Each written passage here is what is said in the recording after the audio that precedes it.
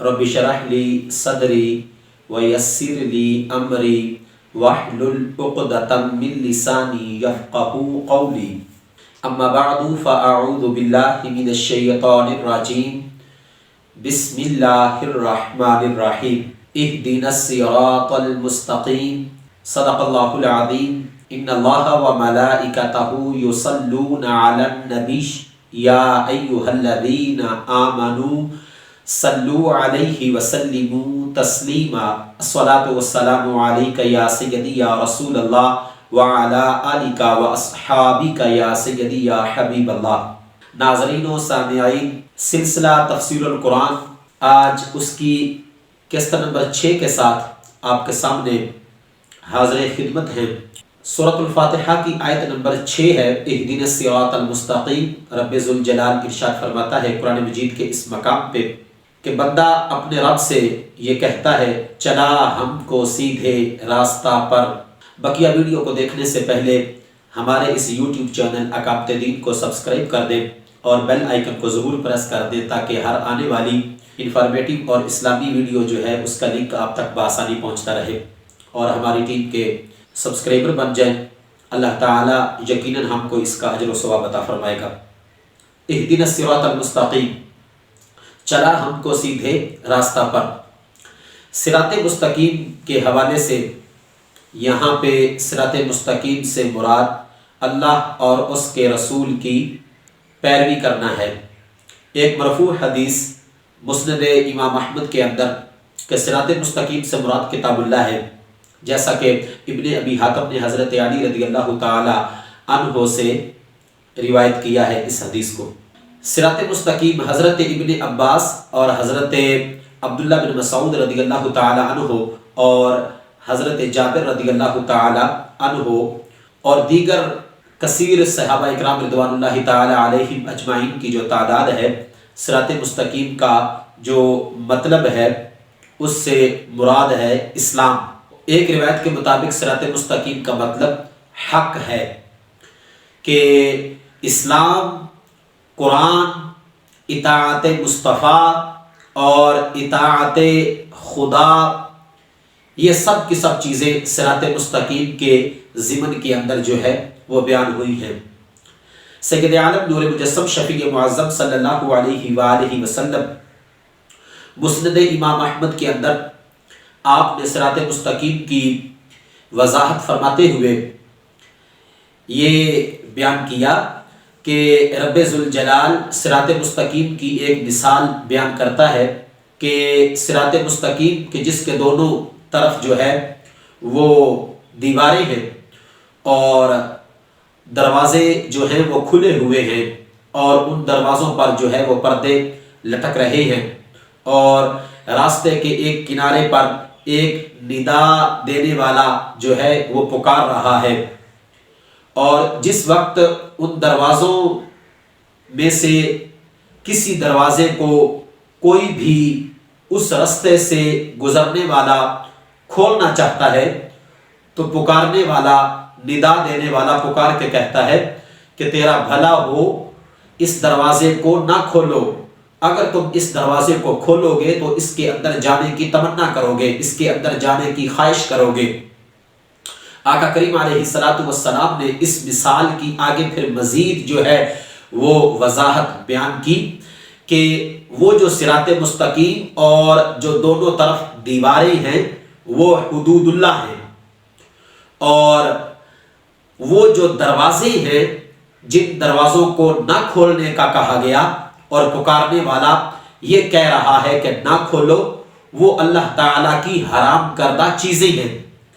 کہ جب تم کسی دروازے کو کھولو گے تو گویا تم حدود اللہ کو پھلانگ کر جو اللہ تعالیٰ کی حرام کردہ چیزیں ہیں ان کا جب دروازہ کھولو گے تو پھر تم حرام کاری کے اندر داخل ہو جاؤ گے، اور وہ جو پکارنے والا اور وہ جو ندا دینے والا ہے وہ قرآن مجید برہان رشید ہے، رب ذوالجلال کا کلام ہے جو تم کو منع کر رہا ہے، جیسے کہ قرآن مجید برہان رشید کا الحمد سے لے کے والناس تک مکمل جو 30 پارے ہیں اور اس کی جتنی صورتیں ہیں اور اس کا جو مکمل ایک ہمارے سامنے مغز اور ایک مکمل جو نچوڑ اور ایک اس کی تعلیمات کا منبع ہمیں نظر آتا ہے وہ یہی ہے، اطاعت مصطفیٰ صلی اللہ علیہ وآلہ وسلم کی۔ قرآن مجید برہان رشید ہمیں تعلیم دیتا ہے اور اطاعت خدا کی تعلیم دیتا ہے، شرک سے دور رہنے کی ہمیں تعلیم دیتا ہے، اور اوامر اور نواہی کے جو احکامات ہیں وہ قرآن مجید برہان رشید اس کا ہم سے تقاضا کرتا ہے کہ ایک مومن اور مسلمان جو لا الہ الا اللہ محمد رسول اللہ پڑھنے والا ہے وہ کسی بھی انداز میں اللہ تعالیٰ کی حرام کردہ چیزوں کے قریب نہ جائے، اور جن باتوں کا رب ذوالجلال نے حکم دیا ہے، جو رب ذوالجلال اپنے بندے سے چاہتا ہے کہ میرا بندہ جو ہے وہ میری رضا کو حاصل کرنے کے لیے، میرے قرب کو پانے کے لیے میرے حکم کے مطابق اپنی زندگی کے شب و روز کو گزارے، تو یہ قرآن مجید کی پوری تعلیمات ہیں۔ تو جس وقت ان دروازوں میں سے کسی دروازے کو انسان اپنی طبیعت اور اپنی خواہش کے مطابق کھولنا چاہتا ہے تو قرآن جو ہے وہ پکار کے کہتا ہے کہ اس دروازے کو نہ کھولو، اگر تم ان دروازوں کو کھولو گے تو پھر تمہارا جی چاہے گا کہ ان دروازوں کے اندر داخل ہونا۔ تو اور جو کنارے پہ ایک آدمی کھڑا ہے، رب ذوالجلال کے پیارے محبوب سید عالم نور مجسم شفیع معظم صلی اللہ علیہ وآلہ وسلم نے ارشاد فرمایا کہ وہ انسان کے دل کا کھٹکا ہے جو اس کو ہمہ ہر وقت جو ہے وہ لگا رہتا ہے۔ تو صراط مستقیم اور دیواریں اور دروازہ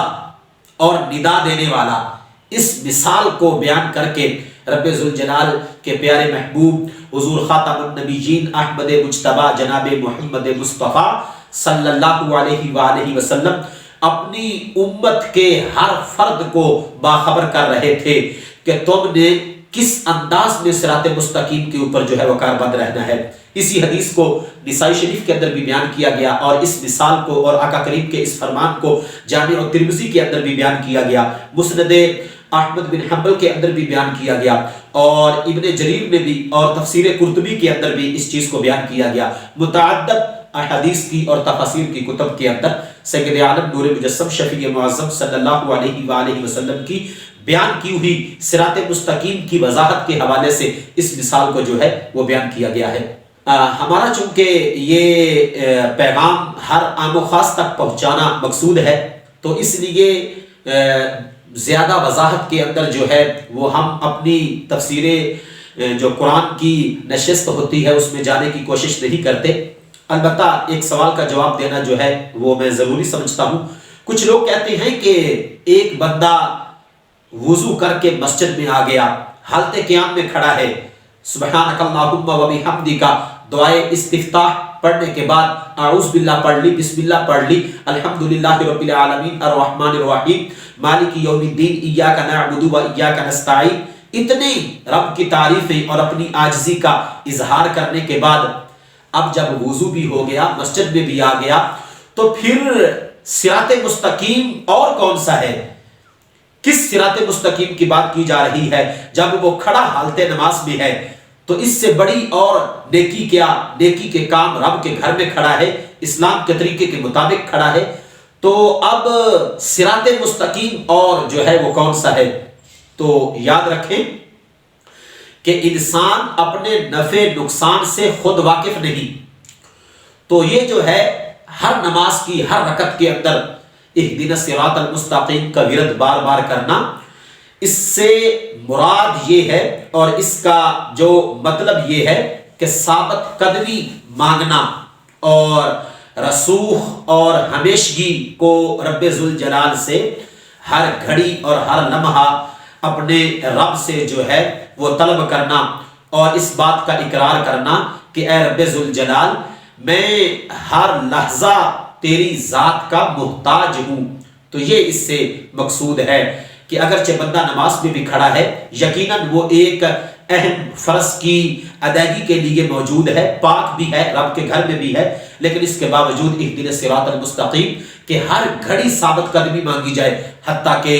بندے کا جو معین وقت ہے زندگی والا مرحلہ وہ گزر جائے، اور اس کے گزرنے تک آخری سانس کے جسم کے اندر سے جدا ہونے تک وہ جو اسلام کے اوپر اور قرآن کے اوپر اور اطاعت مصطفیٰ کے اوپر اس کی ثابت قدمی ہے وہ برقرار رہے۔ دعا ہے کہ خالق کائنات ہم سب کو صراط مستقیم پر چلنے کی توفیق عطا فرمائے۔ رب ذوالجلال ہم سب کے علم و عمل میں برکتیں عطا فرمائے اور پنجگانہ نماز با جماعت ادا کرنے کی توفیق عطا فرمائے۔ آمین۔ وآخر دعوایا ان الحمد للہ رب العالمین۔